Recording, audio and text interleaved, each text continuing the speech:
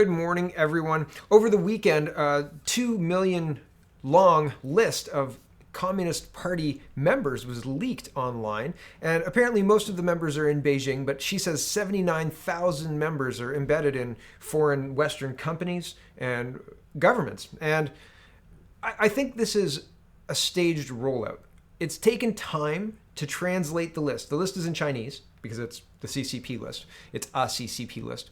But these things take time to roll out and translate. So I've been waiting. The Post Millennial has written an article. I'm not going to play this. This is Australian news. Go watch this. It's very interesting. It's 2 minutes. She's saying it's going to be really big news. Big news in the UK as well, she says. Post Millennial wrote an article about this as well. Names of nearly 2 million Chinese Communist Party members exposed in major leak. Pfizer and AstraZeneca, Pfizer and British drug maker AstraZeneca employ a total of 123 party members. Suspicious, right? Suspicious. Are you going to line up for the Pfizer vaccine that doesn't prevent you from getting the COVID-19 and doesn't prevent you from transmitting COVID-19? And CTV News is trying to imply that it does, but it says it will prevent you from getting a serious reaction from COVID-19. It kind of implies that it'll prevent you from getting it, but it carries on to say it'll prevent you from getting a serious reaction. So the vaccine, is it viable? Is it worth taking? How does it help other people if it doesn't prevent transmission? Why is it my responsibility to get this vaccine? And they're talking about mandatory, and if you don't have it, then you won't be allowed to travel. Even though there's no difference between people who've had the vaccine and people who haven't, except that the people who've had the vaccine will get a more mild version of the coronavirus if the vaccine works as they're saying it will. That's the only difference. So why would they be banning travel? If it was that dangerous, why aren't they banning travel now? Why are we landing people in Toronto and multiple airports in Ontario and across Canada from foreign places? What if it's that dangerous? When there's a vaccine, you can't travel unless you're vaccinated. Here's Ezra Levent. He says, Chinese Communist Party members have reportedly infiltrated Western vaccine companies. Does that make you more or less likely to take a vaccine? Less. But I wasn't going to take it anyway, right? Like, it was a hard no before I knew that CCP was actually working in Pfizer, right? Now that I know that, the hard no has just been reinforced. Like there's no convincing me, right? Like, oh, it'll be just fine, right? Like, I don't think so. I don't think so, and I don't think that I'm going to take it. And I'm going to fight this mandatoriness of the whole thing. But hey, man, who knows where it's going to go, right? Who knows where it's going to go? Trump's been fighting for a long time, and look where he's at. We'll talk about him at the end of the show. Ezra Levent carries on. I think this possibly touches on the CCP stuff, either the appointment or I don't know. There's something about this that is way off, and I mean you'll know that right away. I'm not saying that she's CCP or Trudeau's CCP, but I think the list that was dropped, the 2 million long list that was dropped, has people obviously in Pfizer, but has people in Bain Capital, and we'll talk about that at the end of the show too.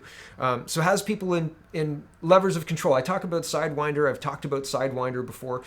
This was a warning in 1997 to then Prime Minister John Chrétien that China was infiltrating targeted sectors, right? Important sectors. If they've got all the, say, video surveillance, if they own the video surveillance companies that serve CSIS and the Government of Canada offices and all of that other stuff, then they don't need to do anything other than do their job, right? And they get all of the data that they want, right? So like that's the kind of infiltration level that we're talking about. So who knows how bad it is? I mean, also look at the Hunter Biden laptop. There are now legitimate news sources that are reporting on this as maybe not being such a nothing burger, right? Which is interesting. So anyway, I think this all bends back to this, and I think that I think that there will be more names to drop, more names in Western governments, because as of now, I think the big drop in this one is the names of people in Western companies, and I think that obviously the Pfizer one is impactful. Bain Capital is impactful because of the proximity to Mitt Romney. There were some presidential candidates who had connections in this list as well, and people are putting all that together. But all of those connections take time, right? But this is an unbelievable, like if you know anything about the flag, there was a Capture the Flag played between 4chan and what was his name? Oh, Shia LaBeouf, right? Whatever, the actor guy, right? And he went all crazy and he did, We Will Not Divide Us. And he put this flag up, and 4chan found the flag just by the patterns in the sky and all sorts of crazy stuff. Like Shia LaBeouf thought he was going to do this and keep this live stream up the whole 4 years or whatever because he hated Trump or whatever. I don't know the details. But what astounded me was just the power of the internet to join people together who are interested enough in something crazy like that and abstract to map the patterns of the flights to find this flag together. And like, they found people close enough to go driving by and find the flag. And my goodness, like the stuff that the internet crowdsourcing can do is just incredible to uncover this stuff. So we just have to wait and see what's going to come out of it. I mean, like I've got downloads of the list because I think that that's interesting. I had to look through. I started typing TRUD and then it came up with 0. And I was like, oh, maybe it's a really big file. And I left it for a minute. It still came up with 0. So I don't know. But I think there's more to drop on this. I think this is a staged rollout. And I know that was a long way to get to the CBC hiring this person, but the person that the CBC hired, 1, cratered the ratings, absolutely cratered the ratings, and 2, doesn't live in Canada, and 3, is traveling in between Canada and her home in the US despite coronavirus. Do you think she's self-isolating or is she shopping, right? Is she going out for groceries when she's in Canada, running the CBC? Unbelievable, right? Okay, here's Ezra Levant. Trudeau bizarrely appointed a New Yorker named Catherine Tate to run the CBC state broadcaster. In her first year alone, viewership plunged 25%. But she was politically supportive during the election, which is a real job description. She never even bothered to move to Canada. And here's somebody reporting CRTC just released data showing CBC TV lost 25% of its audience share in 2019, falling below 4% for the first time. Canadian private conventional stations held steady. It's time CBC revisits its program audience strategy. Yeah, CBC has just been beating people over the head with the woke agenda, and people are just shutting it off. It's absolutely ridiculous. Absolutely ridiculous. Marty says, so now we learn that the president of CBC lives in a $5.2 million mansion in New York City and travels regularly back and forth between New York and Toronto during the pandemic to her job at CBC. These liberal socialists are such sickening hypocrites while spending our tax money. Yep. Yeah, I feel like the mini clip where you're making it rain, somebody's like, it's just a waste of money, and we're just like throwing it away. Like, woo, right? We don't care. It's billions of dollars. We'll send it abroad to feel better about, I don't know, whatever the press is demonizing Canadians about today, right? Like, you're more racist than usual, blah, blah, blah, whatever. Anyway, Aaron O'Toole, kissing the ring. I saw this and I just laughed. Not more than I laughed at the next clip I'll show you, but this one made me laugh. The leader of the Conservative Party, right? Today is the 84th birthday of His Highness. His is capitalized in His Highness, apparently. The Aga Khan, a global humanitarian leader of the Shia Ismaili Muslim community. I join Ismaili Muslims in Canada and around the world in wishing His Highness a happy birthday. Is this like Christmas? I'm not going to try these. I don't know what he says. Something Mubarak. And I'm just terrible at saying words. I'm not trying to be rude or condescending here. This one made me laugh. Cam Guthrie saying, to all in and outside of Guelph commemorating capital His Highness the Aga Khan's 84th birthday. I hope, although a virtual experience today, it's a great one. Oh, happy birthday, right? Isn't that very... Is this the Canadian politician equivalent of Masonic fingers or like covering your eye or something like that? Is that what's going on here? I'm sure I understand, but what? What has the Aga Khan done for Guelph? Maybe I'm wrong. Is there a statue of the Aga Khan right across from John Galt somewhere that I've missed? There's one by the Eaton Center, but it's 3 naked people, right? Like that. Is that the Aga Khan? No. What kind of history does the Aga Khan have in Guelph that the mayor of Guelph is saying happy birthday to the Aga Khan? Maybe this is Cam just petting his political ego, right? Or maybe he's aiming a little higher. Maybe provincial politics, you got to kiss the ring if you're in provincial politics, right? Where's Doug Ford's Aga Khan happy birthday wish? Very odd, right? How much time have you spent with the Aga Khan, Cam? How about you, Aaron, right? Aaron the Tool. Okay, moving on. Members of Parliament have adjourned their fall session, wrapping up what has been a 2020 House of Commons sitting like no other, right? Hybrid House sitting agreement to lapse as MPs. I mentioned this the other day, but I wanted to mention that, like, they're done now. They're done. Merry Christmas. They're not back until January 25th. 6 weeks off. They're working real hard for you during the pandemic. There's lots of emergency things to do, like shutting down your rights and your ability to gather with friends, and shutting down Christmas and New Year's, and making sure that people follow those restrictions because reasons, right? Not good reasons, not backed up by scientific reasons, but reasons like the UN wants you to stop celebrating with your family. So Canada is going to implement that, right? Yep. Okay, here's they sat a total of 86 days at a time when a responsible and accountable government was required in Canada. 338 MPs fled Ottawa and marched for 6 weeks. They declared themselves non-essential, working only occasionally during the remainder of 2020 year. Unbelievable arrogance. Unbelievable arrogance. Yes, unbelievable arrogance. These people who really, their job is to get us back to work, get us back to functional. Stop the terrible side effects of these lockdowns. See that your citizens are having their freedoms that are enshrined in the Charter, the Canadian Charter, the Canadian Constitution, that is your job to make sure it is upheld, at least to some degree. To watch all that slip away and say it's for your safety, citizen? My goodness. And you think that we don't think that you're part of the communist problem? Holy cow. Holy cow. All of these people should be held accountable. All of them should be held accountable. And if it's Dominion voting systems, it should be rejected. Try again, paper ballots. UN climate report reveals goals of Trudeau's Great Reset. Okay, this is getting into talking about the increase in carbon tax that's coming, and the lies that the Trudeau government told in the lead up to the last election. In the lead up to the last election, the press said, fact check, the Liberals won't increase your carbon taxes. That's not going to happen. And they said it won't go above the 2022 $30 a ton or $55 a ton or whatever it was supposed to be at in 2022. It won't go above that. And now it's going to go above that by quite a large percentage. And Laurie Goldstein lays out his ideas around this is what the Great Reset is all about. This is what it is.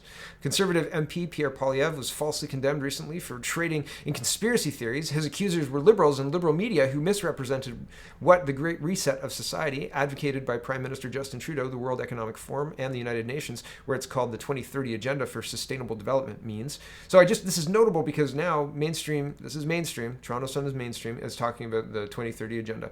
And he's tying it with the Great Reset. I don't think he's wrong. I think it's with something like this, as it gets to be known, they change the name so they can disavow that previous name and say, no, this is the thing we're doing. Wait for the new, it'll be rebranded from the Great Reset to something else before long.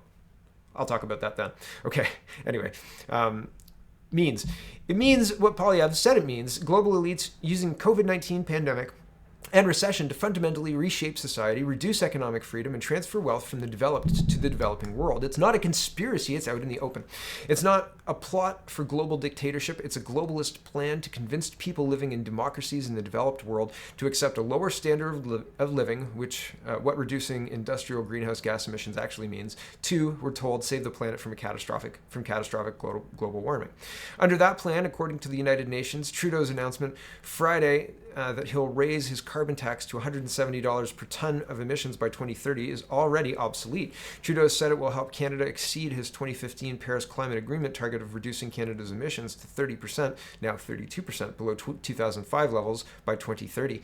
The UN now says if the Paris Agreement goals are to be achieved, countries must collectively increase their ambitions threefold to get on track to a 2 degrees Celsius goal and more than fivefold to get on track to a 1.5 degrees Celsius goal. This is there's some cutting and pasting here, but I think fundamentally that's the point. But there's 3 dots in the middle there, and that means Laurie's taken something out. Sometimes they take things out for understanding, sometimes they take things out for whatever, but just be aware, there's more said there.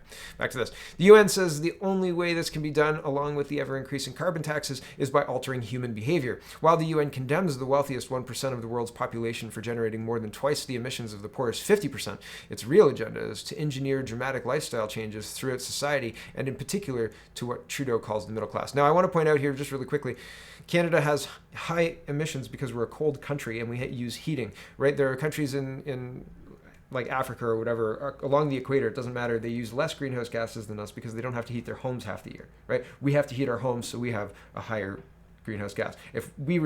So we have higher greenhouse gas emissions yearly than other countries. But if we remove that, then we freeze in the dark, okay? In the wintertime, right? That's just kind of how it works. And solar doesn't work because the sun doesn't shine in the wintertime, right? And the wind and geothermal, etc., aren't enough power not to run our society. Sorry, it just doesn't work. Back to this. As the UN put it, quote, lifestyle changes are a prerequisite for sustaining reductions in greenhouse gas emissions and for bridging the emissions gap. Around 2/3 of global emissions are linked to ... private household activities ... Reducing emissions through lifestyle changes requires changing both broader system conditions and individual actions. Governments, the UN says, quote, have a major role in setting the conditions under which lifestyle changes can occur through shaping policy, regulations, and infrastructure investments necessary to bring about wider changes in the social, cultural, political, and economic systems in which people live. How? The UN is explicit. Quote, COVID-19 has provided insight into how rapid lifestyle changes can be brought about by governments. The lockdown period in many countries may be long enough to establish new, lasting routines if supported by longer-term measures. In planning the recovery from COVID-19, the governments have an opportunity to catalyst low-carbon lifestyle changes by disrupting entrenched practices. Governments can achieve these goals, the UN says, through taxation and other policies affecting fundamental decisions we make about our own lives, from what we eat, preferably meatless, low-carbon diets, to how we travel, less by air, more by subsidized electric cars. How do you get from Ontario to Newfoundland in a subsidized electric car? Yes, we'd like to go to Deer Lake, please. How long? 40 hours? And a ferry ride? Back to this. How do we power our home, or how do we power our homes? With wind and solar energy, at least for higher income earners, given the costs, and much, much more. That's what Trudeau means by the Great Reset. Canadians deserve the truth before deciding if they support it. That lays it out pretty well. I think there's more, but that lays it out pretty well. Basically, they want to bankrupt us. Here's Laurie again. Astounding that former Environment Minister Catherine McKenna put herself front and center at the PM announcement for $170 for carbon tax per ton of carbon tax, given that she repeatedly told us that would never happen. 240% carbon tax hike after vow of no secret agenda. Yes, there's no secret agenda. We're just going to do it anyway. Ha! Take that. Dominion. Back to this. Laurie Goldstein again. Actually, the onus... Okay, so he's responding to this. Critics of the Liberals' climate plan just need to explain exactly what they do different to reach Canada's 2030 target, or exactly how they'd make an even steeper cut in Canada's emissions. And Laurie Goldstein says, actually, the onus is on the proponents of a policy to explain why it will do what they say it will do, given the Liberal climate policies have not done what they have said they will do since 1993. The onus is on the Liberals to explain why it will be any different this time. And that's true. So here's Sierra Club, and it says, new data shows BC's carbon emissions increased 3.5% in 2018, despite plans to decrease climate pollution. They've had a carbon tax since 2008, and the emissions compared to 2008 to now are still up, right? 65.5 million to 63.3 from 2017 to 2018. So that's just one example. The other funny example here is the U.S. greenhouse gases have dropped to the lowest level in 30 years, right? Donald Trump removed all of the BS, and look at what's happening, right? And he went through in his first 2 years cutting regulations and cutting all sorts of stuff to free up businesses to invest their money in their own efficiencies. And look what happened. Crazy. 10 years of a carbon tax, we've got emissions increasing. Unbelievable. You know who that makes money for? People in the carbon tax, right?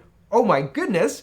Incentivize something and you get more of it. That's very interesting, right? Let the free market decide and incentivize by the free market emissions, efficiencies, investing in your business by offering tax breaks or whatever, which I don't like targeted tax breaks. I think we should have just across the board tax breaks for every business to be on equal footing, but whatever you want to do, right? If you want to encourage something, you can encourage a behavior, but if you encourage money for carbon, if carbon is valuable, then people are going to trade in carbon. And you know what you can do? Well, here's a quick story. They tried to get rid of cobras in India, right? And so they said, we'll pay you for the business end of a cobra. We'll pay you for the heads of a cobra, right? So if you cut a cobra in half, kill it, bring us your head, we'll give you $5. You know what happened? Cobra farms outside of India were breeding cobras so they could bring it into the government to collect the tax, to collect the bounty, right? And then when the government realized what was happening, they stopped it, and then all the cobras were let go because the cobra farms were no value anymore. If you incentivize something, people will find a way to make money on it, right? Like it's so unbelievable, and it's human nature. What do we do? We find loopholes and we make money, or we try to exploit the market somehow, right? It's what humans do. Anyway, so the U.S. right used just freeing people up to be allowed to invest in their own businesses and not have as much overhead for complying with ridiculous regulations. And look at that. The greenhouse gases went down.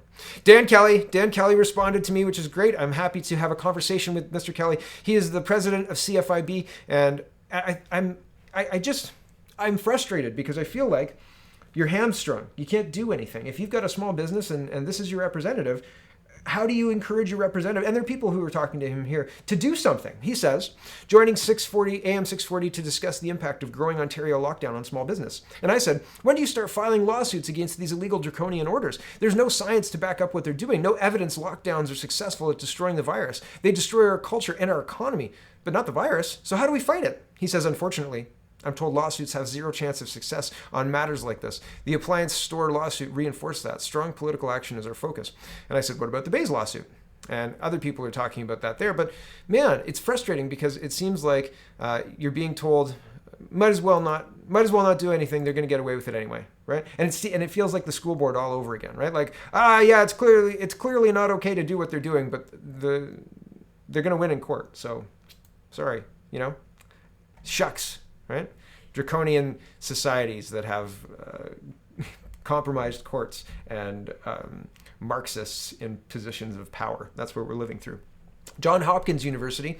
CDC data shows COVID hasn't increased the U.S. death rate. I've been talking about this a lot. I showed you Germany yesterday and Ontario yesterday. The all-cause mortality is the same, right? And that's the same in the US. There's no excess deaths. That's what that's saying. Very interesting. I wonder why Saskatchewan abruptly stopped counting cases of the flu on March 21st. I'm sure it's nothing. So I saw this and I thought, man, that's an interesting situation to have, like, just stop counting the flu. And it turns out that, yeah, on March 21st, they just stopped counting the flu. Like, usually you get weeks, like, each week you get a flu report, right? And they stopped doing testing for flu. And that's odd, right? Here's the 2020 flu season, 2020, 2021, because 2020 flu season starts in September, October, and then goes into 2021. And usually you get weekly reports. No weekly reports. And here's Alberta, and Alberta's a little bit more. It says, please note for all dashboards that as of March 12, 2020, community samples are no longer being routinely tested for non-COVID respiratory pathogens, including flu. This is Alberta. Alberta AHS, Alberta Health Services. I don't have to ask what's going on. You know what I'm going to say. I know. I understand. But other people don't. Other people don't get this, right? They're not testing for flu because, those PCR tests are flawed, right? And if they tested for flu, they might find that it tested positive, right? Maybe. I don't know the answer, right? I don't know the. I wasn't in the room when the doctors and the leaders were making this decision, because I'm sure it was more than one person. And if it wasn't more than one person, well, that's interesting. But interesting to note that it's multiple provinces doing the same thing. That the flu has disappeared by 98% in 2020 across the world. And that we are allowing them to lock down. Here's a thought I had the other day. We're allowing them to lock us down for COVID-19, which maps pretty well onto the flu. I'll tell you that. I'll tell you that in just a minute. There was a nursing home director who said that 2020 looks pretty much like last year's flu. It couldn't be the flu. Because people, if it was a really scary flu, the swine flu, the monster Russian flu, there's a Utopia episode that somebody was showing me. There's a Utopia episode where they're using this to a flu to sterilize the population to have the echo baby bust, right? So like once this generation hits baby making age, they won't make babies, right? For everybody else, it'll the vaccine, I don't know what it did in the episode. I didn't watch it, but they were talking in that episode about it being the Spanish flu. And I thought, or not the Spanish flu, the Russian flu, excuse me. And I thought, man, even a Russian flu wouldn't be scary enough to do this. Nobody would allow the people to get shut down for a flu. They'd say it's just the flu. It's just the flu. Like, you can't shut us down for just the flu. Think about it, right? Like, would you shut your store for the flu? But you did for COVID. You see, it couldn't be the flu. That's why they rebranded it. That's why they did that. Now they're not testing for it. This is the wool. It's like when you're a kid and you don't know that you can move your hat. The wool's just been pulled over our eyes and nobody is even thinking to move it. They're too busy adjusting their mask. It's unbelievable. It's unbelievable. Okay, here's Canada's current pandemic response isn't supported by the facts. Now, I've gone through a lot of this. If you watch my show, you know this. I'm going to read some of this. I'm reading this because I want you to hear about the long-term care person say that this compares to the 2017-18 flu season. Okay, here we go. A few weeks ago, British philosophers Ian James Kidd and Matthew Ratcliffe wrote about COVID world, our new altered reality where accepted norms do not apply. They note how the entire planet is captivated by COVID-19 because it couldn't be a flu, back to this, as the one and only issue of importance. And they describe the enormous and wide-ranging collateral damage caused by lockdowns and other massacres. Okay, so if it was a flu and people said, well, why don't you just vaccinate us against it? There's already a vaccine for the flu, right? So they could have rolled out the vaccine relatively quickly. It couldn't have been a flu. It couldn't be the flu. It had to be something else. Back to this. Like many critics of the ongoing tunnel vision on SARS-CoV-2, I'm concerned about the lack of proportion in the collective response and allege that this response is not backed by the facts about the pandemic. Responding to questions raised in the Toronto Sun column, Ontario Minister of Long-Term Care, Muriel Fullerton, confirmed in October that the COVID-19 death toll in long-term care homes was compared to that of the 2017-18 flu season. The video is gone, by the way. In order to detract from this remarkable admission, she added, but I don't want to talk about the numbers, it's about the people. Right. The minister shows sensitivity and compassion, and we all wish that our parents and grandparents live long, healthy lives, but individual fate cannot be the basis of our public policy. We do not make decisions based on the loudest voices or the most touching stories. We make important societal decisions based on the basis of data and their scientific interpretation. Unfortunately, there are major issues with the COVID-19 data, bad enough for the world-renowned epidemiologist and statistician John Ioannidis, I've got it terribly wrong. We'll just call him John, to call SARS-CoV-2 a once-in-a-century evidence fiasco. For example, we do not know how many Canadians die from the virus as opposed to those dying from the other causes, but with a positive test. Why are the media not reporting that most COVID-19 victims, 90% according to Statistics Canada, are already vulnerable from pre-existing conditions? We do not know or are not told how many hospitalizations occurred or due to serious cases of COVID-19 rather than other unrelated illness where the patient just tests positive upon admission or gets infected in the hospital. The publicly available COVID-19 statistics currently rely on the PCR test, which may be unsuitable for monitoring key trends in the pandemic. The inventor of the PCR producer, Kay Mullis, has stated on record that the test can be used to find almost anything in anyone.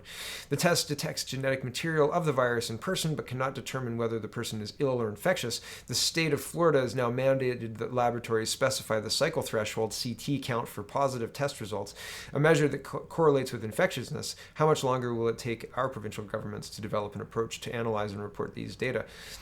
In addition to collecting accurate and meaningful data, we also need to correctly interpret them. If we hear that hospitals are filling up, let's ask how this compares with the last flu season. If we were warned of possible long-term effects of COVID-19, let's investigate how they compare to the long-term effects of other respiratory diseases. We cannot afford to exclusively focus on the coronavirus while ignoring all other problems. At this point, common sense alone should tell us that the collateral damage that the pandemic response inflicts on our physical and mental health will be far greater than the harm from SARS-CoV-2, not to mention the massive debt our government is saddling us with. In defending a medical doctor's professional right and responsibility to independently evaluate prevailing health practices, the Ontario Civil Liberties emphasizes that even in a crisis, we must consider a diversity of compelling views. They also decry the unprecedented, sweeping, draconian public health measures, which I'm afraid are pushing us closer towards Aldous Huxley's dystopia Brave New World, or worse, the surveillance state of George Orwell's 1984. Let's quit the mass hysteria around COVID-19, follow long-established hygiene and healthy living guidelines, focus protective measures on vulnerable groups, and restore everyone's right to live a normal life.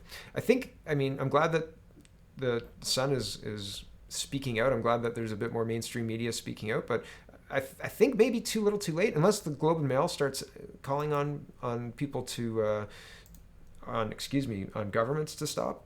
There's a lot of division out there. It's very, very concerning. Laurie McFarland says, nothing is more important right now than rebuilding the economy. This story is kind of a meandering one, but I think the headline hits a little bit.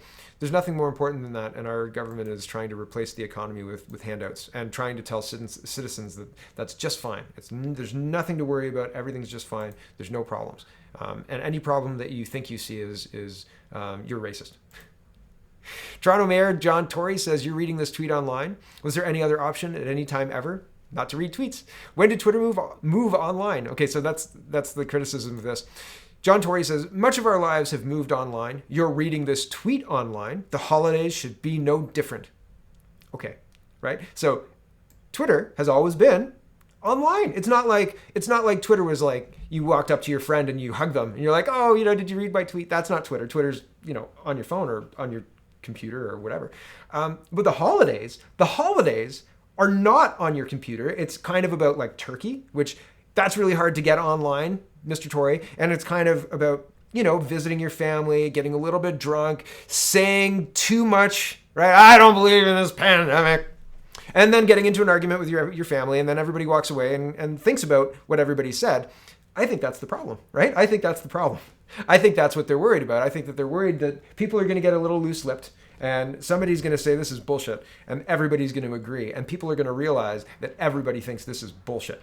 That's what I think the problem is here. So, the holidays should be no different. I agree, John Tory. The holidays should be no different than they've always been, just as Twitter is no different than it's always been online, and the holidays should be no different. You should go visit your family and your friends, and you should have your holidays, and you should get a little bit drunk, and you should get a little bit loose-lipped, and you should mention that there are some things here that are really sketchy about the way our leaders have reacted, about the way our international leaders have reacted, about the way our municipal leaders have reacted, right? Happy birthday, the Aga Khan. Where is it? There we go. Right? And say, isn't that odd? Did you hear about those Chinese leaks? Right? Isn't that weird? Isn't that strange? Doesn't that all kind of add up? Here's Doug Ford's Waste and perks. Okay, this is a whole big thread. Read this whole thread. It's hard to read because it's kind of like responded to in line, but it talks about millions of dollars in lunch bills, but no actual work being done, basically. And he's calling out Lisa Thompson as an MPP, especially for misspending and blah blah blah. So Doug Ford's got some other problems other than COVID too. Or COVID-19. But this is the tweet he sends yesterday. Can you guess what my favorite ice cream is? Tyrant flavored? False PCR test flavored? I have no idea, Doug. But this is a weird thing to send out in December. Ice cream day, right? I picked up this story. Yesterday, 18 hours ago, 2 East York schools that had been closed due to COVID-19 outbreaks are set to reopen on Monday. And then an hour later, both Thorncliffe Park PS and Fraser Mustard Early Learning Academy will now join 5 other schools remaining closed until early January. This is more COVID measures. Sorry, we kind of went out of that to talk about ice cream. Thanks, Doug Ford. But here's the report on this. The board said students and staff at City Adult Learning Center, Homewood Community School, R.H. McGregor Elementary School, David Lewis Public School, Grenoble Public School, and Oak Ridge Junior Public School will be moving to remote learning this week. I'd say nope. I'd call them and say, not happening. Sorry. They're exempt for the week, and you can let me know when we're going back to in-school learning, and you can CC to Mr. Lisi or Lecce or whatever his name is. Anyway, back to this. We'll be online learning this week to allow Toronto Public Health to investigate the cases at the schools. Toronto Public Health looks at all of the unique circumstances involving each of the COVID cases at those individual schools. So there's not a specific number, for example, that has been reached to those schools that would prompt this. The Toronto District School spokesperson Ryan Bird told CP24, but they're looking at all the data. They know the contact tracing. What does that mean, man? They know the information behind this. What information behind this? They know how all those kids got infected. And they advised this afternoon that it was just best to close these 2 schools to students and staff effectively until Monday, January 4th. According to the TDSB school board, 5 schools have a combined total of 22 cases among students. Thorncliffe Park School, which was shut down earlier this month after dozens of cases were uncovered following asymptomatic testing, will remain closed as well, adjoining Fraser Mustard Early Learning Academy. I wonder how many of these tests and how many of these cases, I wonder how many people of these 22 are sick, and I wonder how many of the cases are asymptomatic positives. And the reason they don't tell you is because it's bullshit. That's the reason they don't tell you. It's bullshit. They're lying liars. That's why they're not telling you. They're liars. Here's the Bain Capital connection. And this is fine-tuned photography. I think this is a Guelph fight. So good job, fine-tuned. Well done. I could be wrong about that though. I thought he was.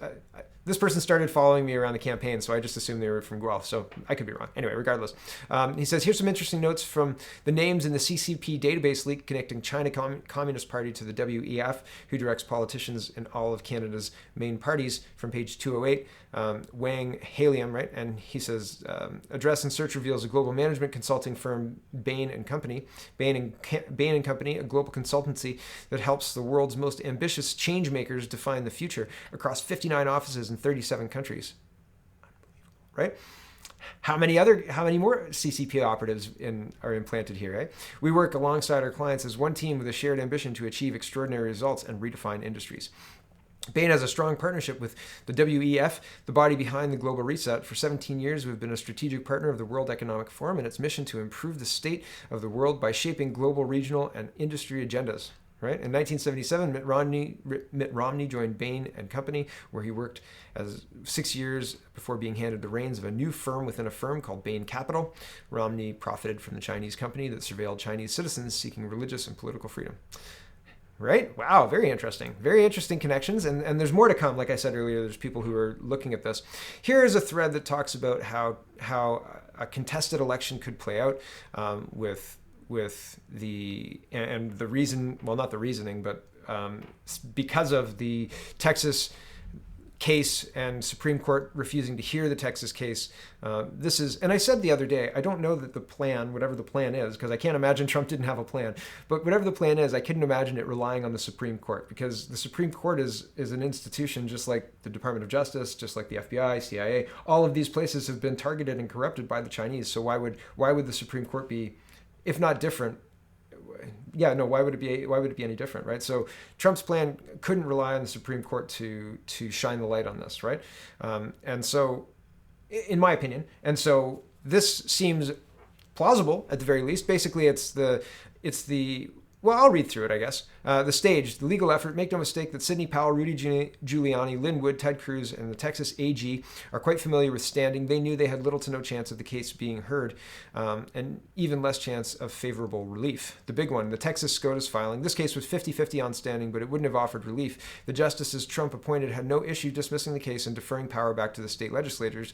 The reason will become clear in just a moment. The reason, the various court filings were never meant to prevail. Their only purpose was to inform the public. It allowed people to see the fraud.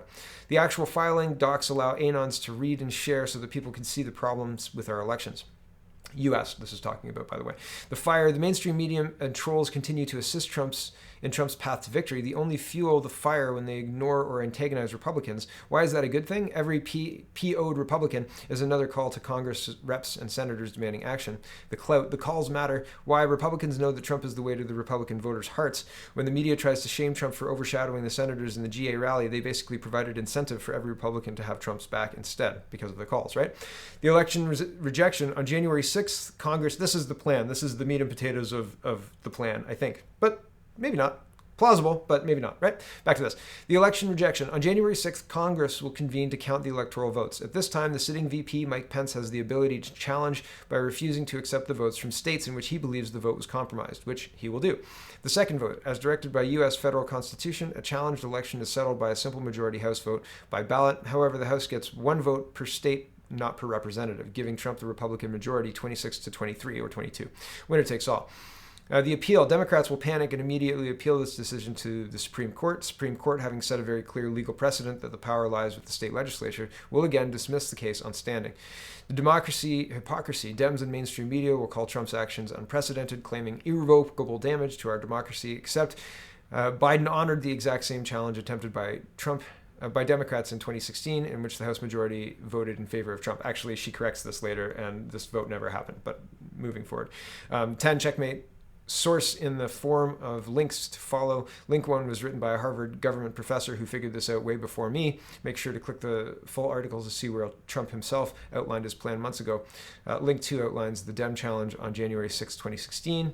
And she corrects here. She says, edit to number 9, the 2016 challenge did not go to vote due to lack of support from the Senate. The challenge was rejected before the vote took place. Okay? So plausible, right? I'm not saying that this is how it's going to go down. I'm not saying that I know anything that you don't know. This is public. But maybe. Thanks for watching, everybody. Check out CanadaPoly.com. Check out CanadaReport.co. Check out SpeakingMoistly.co. We'll be recording with Greg tomorrow. And have a wonderful, wonderful day.